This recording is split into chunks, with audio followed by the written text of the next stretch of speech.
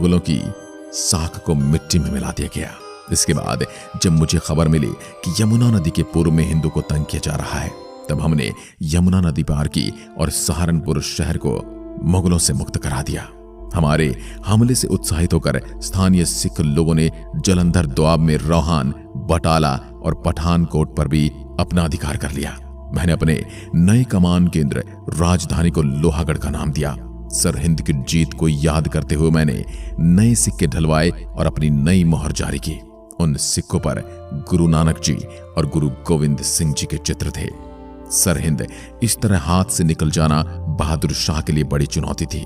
जब मैं पंजाब से बाहर था तो मुगलों ने सरहिंद पर फिर से आक्रमण कर अधिकार कर लिया और 10 दिसंबर 1710 को बहादुर शाह ने फरमान जारी किया कि जहां कोई सिख दिखे उसे मार दिया जाए। मैंने जंगलों से ही सिखों को हुक्मनामे भेजे ताकि हम दोबारा अपनी सेना को एकजुट कर सकें। 2 साल तक मैं छुपते छुपाते उन्हीं जंगलों में रहा।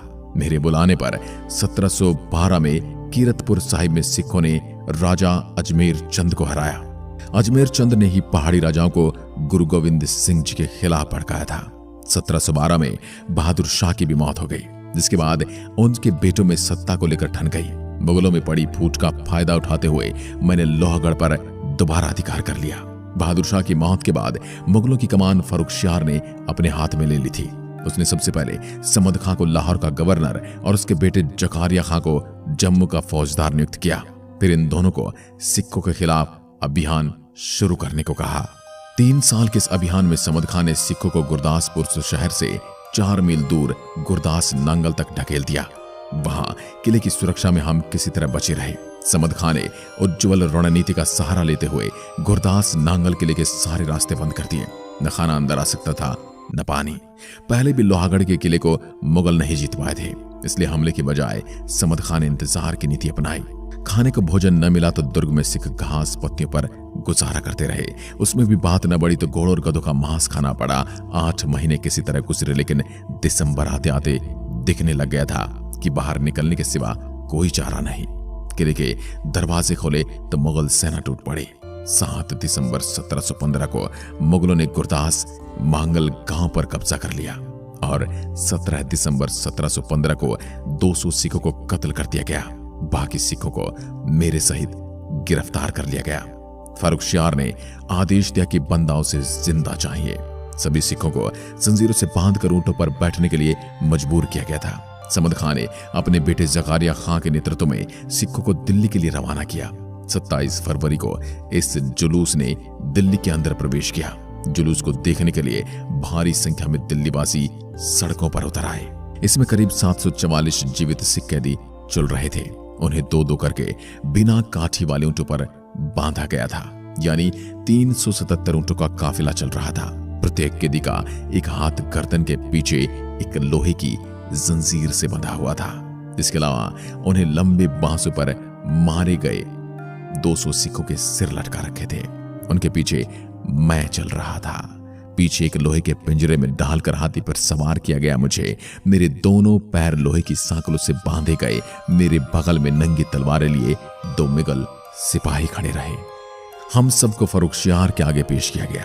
फर्रुखशियार ने मुझे और मेरे 23 साथी को मीर आतिश इब्राहिम और दीन खां के हाथों सौंप दिया। बाकी सिखों को दिल्ली के कोतवाल सरबराह खान के हवाले कर दिया गया। 5 मार्च 1716 को सजा का ऐलान हुआ। सजा थी सर कलम किया जाना। न बोलते ही सिर धड़ से अलग करने लगे। एक बड़े से चबूतरे पर एक आदमी को ले जाकर एक ही सवाल पूछा जाता, क्या तुम्हें इस्लाम कबूल है? हर सिर ना में हिलता गया और सिर धड़ से अलग होता गया। 7 दिनों तक चले इस कत्लेआम से कोतवाल सरबराह खां जब थक गया तो उसने सजा पर रोक लगा दी। उसने फर्रुखशियार से कहा कि मसले को जरा ठहरने दिया जाए। कुछ दिन जुल्म सहेंगे तो होश आएगा और इस्लाम कबूल कर लेंगे। 3 महीने तक मुझे काल कोठरी में बंद रखा गया। सवाल का जवाब तब भी ना ही था। अंत में 9 जून 1716 को मेरी मौत का हुक्म जारी कर दिया गया। सजा से पहले वहां पर कोतवाल ने कहा, आखिरी बार पूछ रहा हूं, मौत या इस्लाम? मैं भी अपने जवाब पर अड़ा था। कोतवाल को सूझी तो वह मेरे 4 साल के बेटे अजय सिंह को मेरे सामने ले आया। बेटे की गर्दन पर तलवार रख फिर वही सवाल दोहराया, मेरी गर्दन इनकार में पूरी घूमी भी नहीं कि जल्लाद ने अजय का सिर कलम कर दिया। उसके बाद उसने शव से बच्चे का कलेजा निकाला और मेरे मुंह में ठूस दिया। मैं तब भी नहीं टिका। मैंने मृत्यु को स्वीकार किया और मृत्यु से भी बड़े उस दुख को भी स्वीकार किया जो मेरे सामने मेरे बेटे को मारकर मुझे दिया गया। इसके बाद जल्लाद ने खंजर से मेरी दोनों आंखें फोड़ दी। गर्म सलाखों से मेरे शरीर की खाल को उतारा गया। मौत से पहले जितना संभवतः यातनाएं दी गई, शरीर से मांस तक नोचा गया और अंत में शरीर के टुकड़े काटकर अलग करने लगे। 9 जून 1716 को इस महापुरुष ने बलिदान की वो कहानी लिख दी जिसे सुनकर, जिसे पढ़कर, जिसे देखकर हर किसी की आंखें नम हो जाती हैं। बंदा सिंह बहादुर ने अपने गुरुजी के वचनों का मान रखते हुए छोटे शहजादों की हत्या का तो बदला ले लिया था, परंतु अपने बेटे को न बचा सका।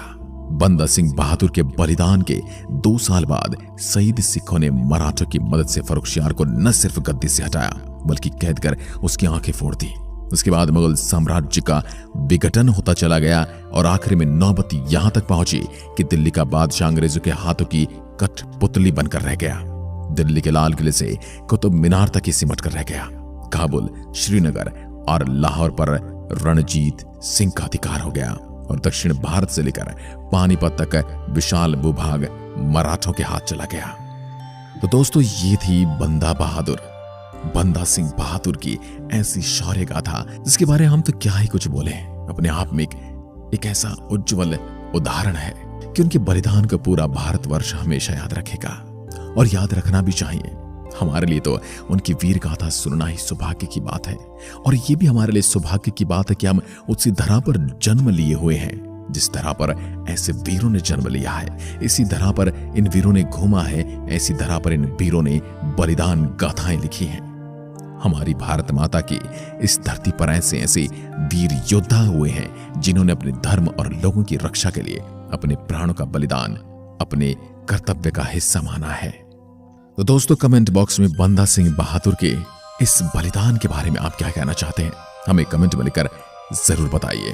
और साथ ही ये भी बताइए, क्या मुगलिया और लेफ्ट इतिहासकारों ने हमारे इतिहास को हमसे छुपाने की कोशिश की है? और यदि की है तो अब हमारा फर्ज बनता है, हमारा ये कर्म बनता है, ये हमारा धर्म बनता है कि हम असली इतिहास को जाने, देखें, सुने, बताएं। आज के लिए बस इतना ही। जय हिंद, जय भारत।